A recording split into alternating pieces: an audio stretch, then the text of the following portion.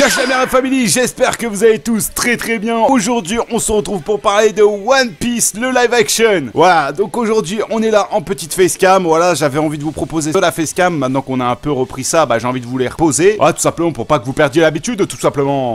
Ok. Donc voilà, malheureusement, la grosse vidéo que je prépare, elle a été encore décalée, hein, donc c'est super. Voilà, fallait parler du live action de One Piece, je suis un très grand fan de One Piece, donc je suis obligé d'en parler. Vous donner mon avis par rapport à ce live action. Personnellement, moi, je vais vous dire tout de suite, j'ai bien apprécié, c'est un bon 7 sur 10. Très bon cast au niveau des acteurs. Beaucoup de gens ont crié sur Shanks. Moi, je l'ai trouvé impeccable, hein, vraiment, il faisait bien Shanks. Hormis un peu les cheveux et tout ça, bon, qui faisait un peu gnangnan. Le truc que j'ai pas aimé dans le passage avec Shanks, c'est tout simplement la perte de son bras. La base de la perte de son bras, c'est qu'il sauve Luffy au même moment. Pour éviter que justement Luffy se fasse bouffer, il perd un bras. Là, il avait aucune raison de perdre son bras. Il avait juste à le dire dégage tout de suite et c'était bon. Ouais, c'est pas faux. Vraiment, zéro raison. Bon, voilà, fallait qu'il perde son bras. C'est la base de Shanks, donc voilà. Ensuite, les arcs de Baggy le GOAT. Hein. D'ailleurs, Baggy le GOAT, c'est le meilleur pour moi de la saison. Hein. Clairement, Baggy, c'est une masterclass. Avec les ajouts qu'ils ont fait avec lui dans les autres arcs, c'est une masterclass inconsidérable. Vraiment, Baggy, c'est le meilleur. Donc, mettez hashtag Baggy le GOAT en commentaire. D'ailleurs, si tu kiffes ce genre de vidéo, n'hésite pas à mettre ton petit et pouce bleu, ça fait plaisir et ça aide au référencement. Et bien évidemment de t'abonner en activant la petite cloche. Voilà, pour ne rien rater des prochaines vidéos, frérot. En tout cas, voilà, moi j'ai vraiment kiffé l'arc de Baggy. Un peu court, je trouve. On passe très vite sur le tout. Le fait que on ne voit pas très bien les pouvoirs de Baggy, c'est fait exprès, c'est une mise en scène différente. J'ai bien aimé quand même. J'ai bien aimé le moment où Luffy est dans l'eau de mer. Voilà, ça on l'a pas du tout et ça c'est vraiment très stylé. Le fameux coup contre le chapeau, après il a éclaté la gueule. Ce que j'ai moins aimé, c'est qu'à la base Nami c'est une voleuse, donc elle avait vraiment rassemblé les fragments de Baggy et il s'est retrouvé dans la merde. Et alors que là c'est vraiment dans les coffres, c'est à chaque coup de Luffy. Bon, fallait ajouter du combat quelque part. Bon, après voilà. Le Gom Gom Bazooka incroyable. Ensuite l'arc Kuro, je trouve que c'est celui qui est un peu trop rushé, mais en même temps celui qui est un peu le mieux fait après celui d'Arlong.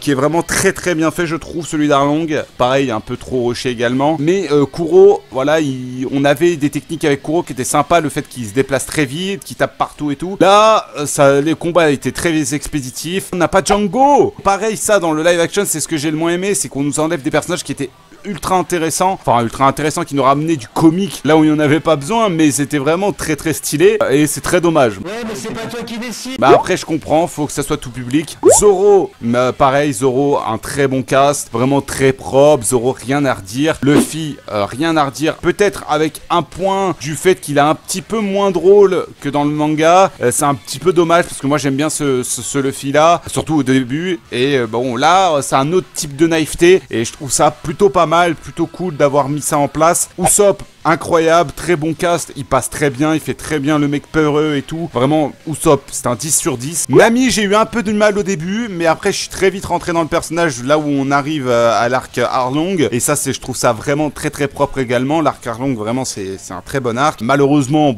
les chara-design des hommes poissons, c'est pas super beau, mais bon, faut le rendre un peu plus réaliste. Donc, s'il devait faire ça comme ça, voilà, hein, fallait les faire comme ça. J'ai peur pour les prochains personnages où ils sont très grands et tout, très gigantesques. Garp, j'ai bien aimé la relation Garp et Koby. Moi, j'aime bien. Voilà, ça ajoute un truc qu'on n'avait pas eu dans l'anime ni dans le manga. Donc, ça ajoute un nouveau lore entre les deux et c'est vraiment très cool. Bon, à chaque épisode, les voir, c'était un peu relou, un peu redondant, surtout pour les mêmes choses.